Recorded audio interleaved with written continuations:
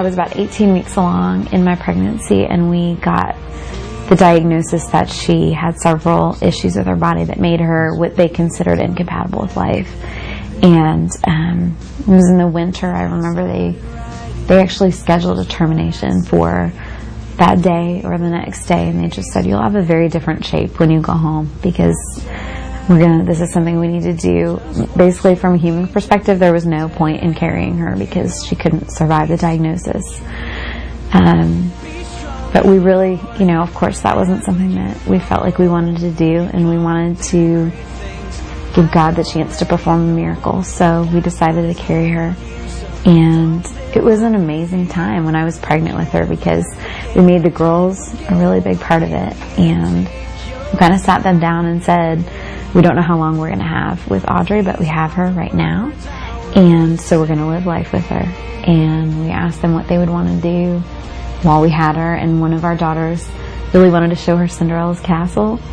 So we scheduled a trip for a few weeks, and we took them to Disney World, and we have some really special memories and several pictures of that trip, and Ellie talking to my stomach and pointing to the castle and telling Audrey this is what she had told her about. And we have rolls of film of my stomach in various places where they said, this is Audrey at the ballet, this is Audrey at the library, and we loved her like she was a part of our family, knowing that we probably wouldn't get to bring her home to the crib we had set up.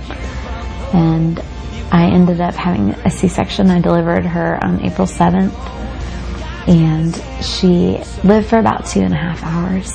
So during that time, we had the chance to bring our girls in and introduce them and let them hold her. And it was really, I think Todd would say the same, it was one of the most peaceful days of my life. The Lord really showed up and was really with us through it all, as difficult as it was.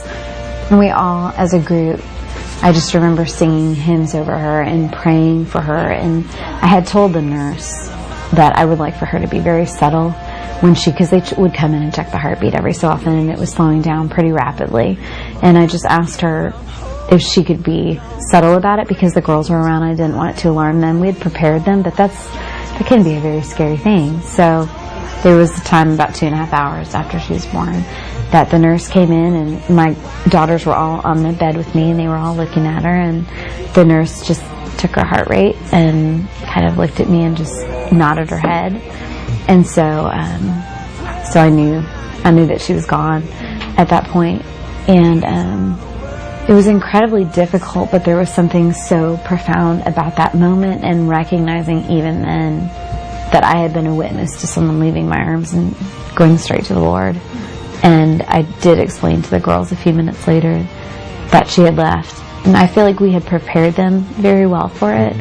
It wasn't a scary moment. They just knew, this is what Mommy told you. It really was, after all of those months, of course, as a mother anticipating that's the moment that you can't imagine ever going through.